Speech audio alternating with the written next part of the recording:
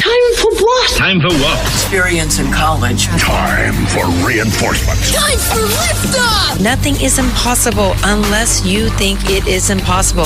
College. My college scholarship. Yes. Boom. College ran by real fast. You hung in with the best college. Touchdown! First time for everything.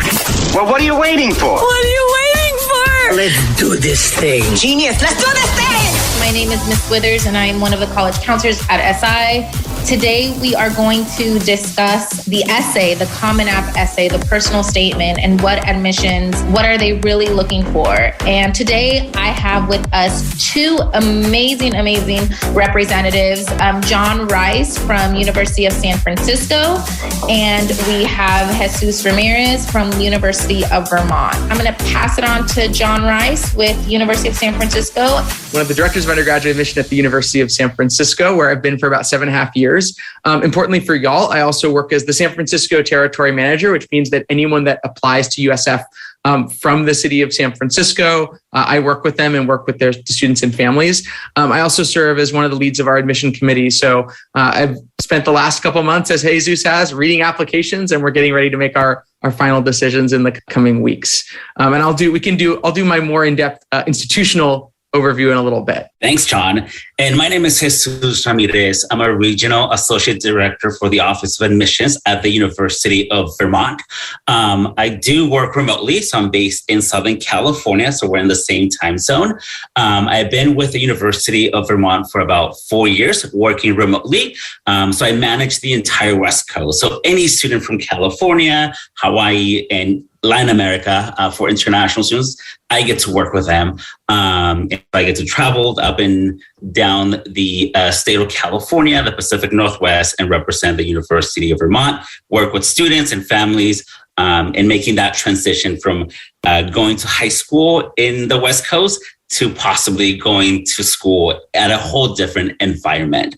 We just like John, I also am finishing up with reading applications. We read early action in November. We're now reading regular decisions. So we're in the midst of reading applications. So thank you for making the time to connect with us. Thank you for the introductions. Writing for college admissions. This is really about you as a junior, and it's going to be really about your perspective and truly your voice.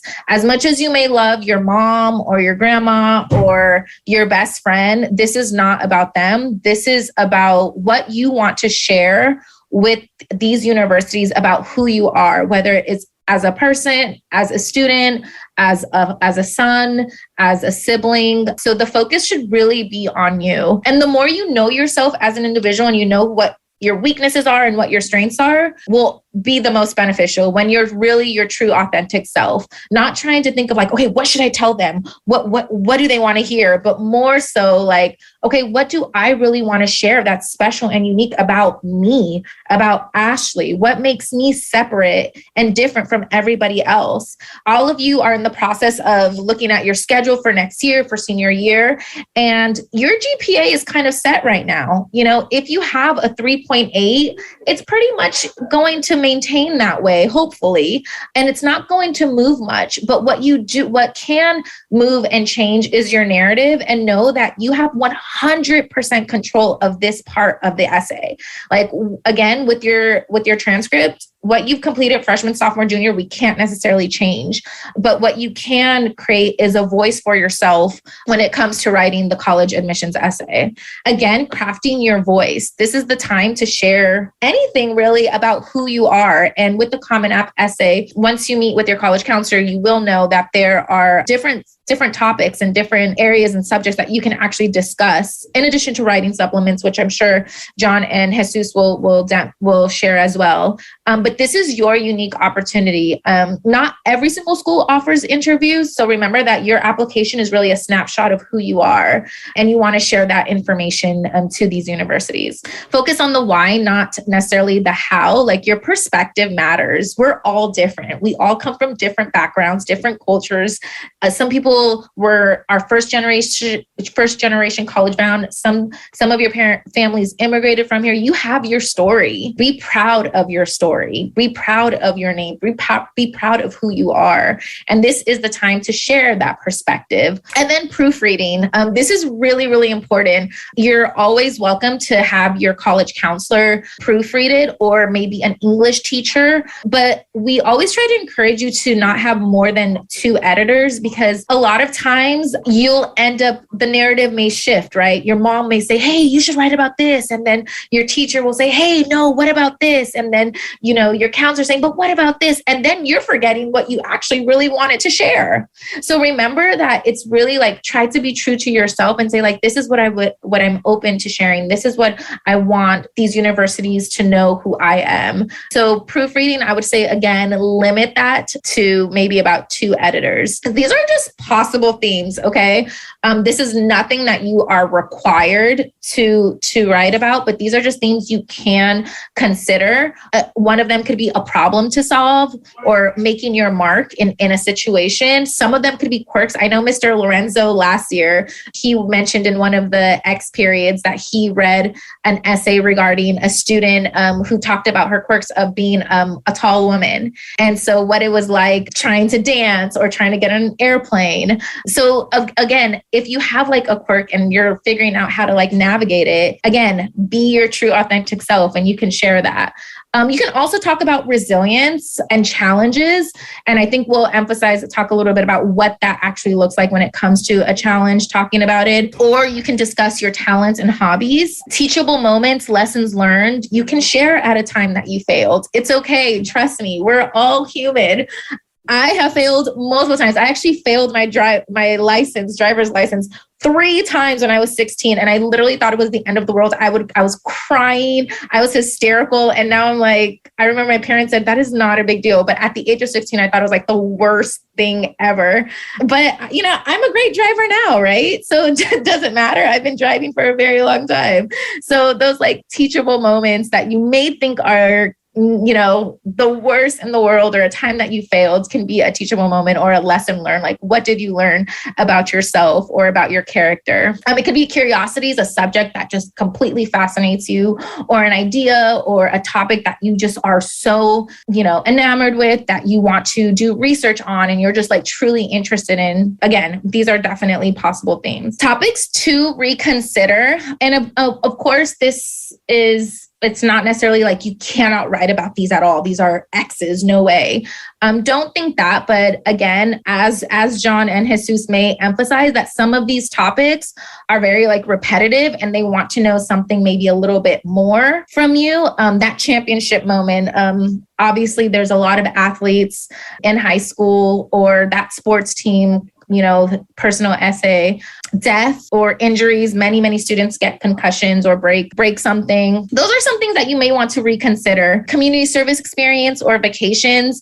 And you may ask why. Just thinking about the framing and context of like, what are you really trying to portray? Like, what are you really trying to say in this? And not necessarily saying that you cannot write about this. It could be in a unique way. And again, that's where you can have your English teacher or you can have your college counselor help you navigate that role. Another thing I also want to emphasize is some of you that may have a person helping you with the essays. Remember that admission readers can tell if it's a 16 or 17-year-old really writing it versus a parent or an adult, right? So don't get nervous. Like, we're all in different stages when it comes to writing. Some of you are creative writers and are so excited to get in the muck of this. And then there are some of you who are super nervous and like don't really know exactly where to start, how to do this. So after this period, I'm not expecting for you to completely start writing, but for you to just start thinking about the Common App personal essay, thinking about those writing supplements. So this is a really just kind of like a preliminary outline to get your brain starting to work and starting to consider, like, what do I really want to share with these universities about who I am? I am going to pass it on, I believe, Jesus. Once again, Jesus Ramirez with the University of Vermont. And being that the University of Vermont is a public research institution, this is a little bit more insight about sort of our admission process and how we use the essay in getting to know the student in making sort of final admissions decisions. admissions. Keep in mind that with the Common App, there's hundreds and hundreds of different colleges and institutions. Each institution is going to be a little bit different.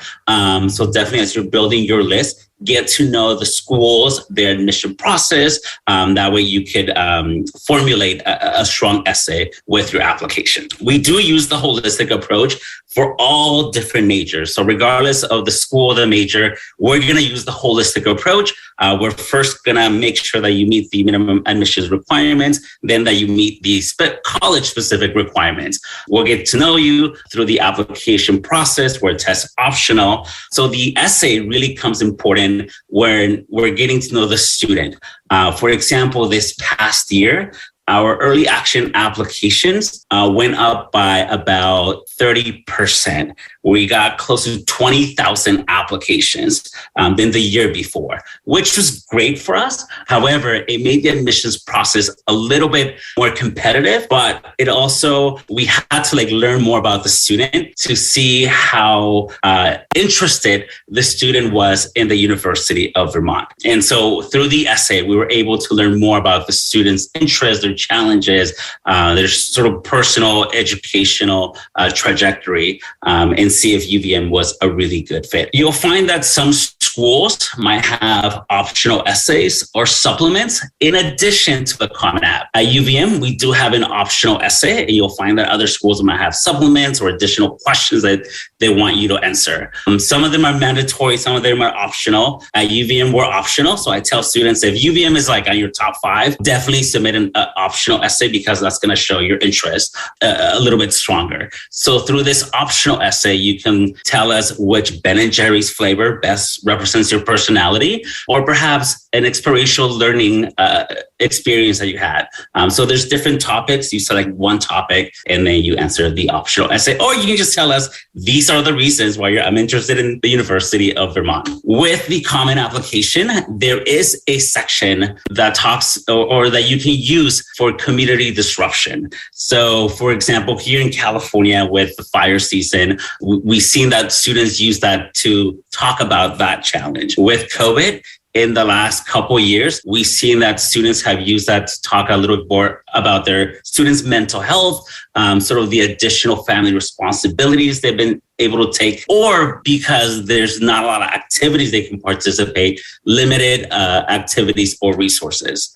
Some students will use this opportunity to talk about relocating from one place, whether it be San Francisco to a different state, or even a different country. Recently, I read a community disruption about a student where her parents did not allow her to get vaccine.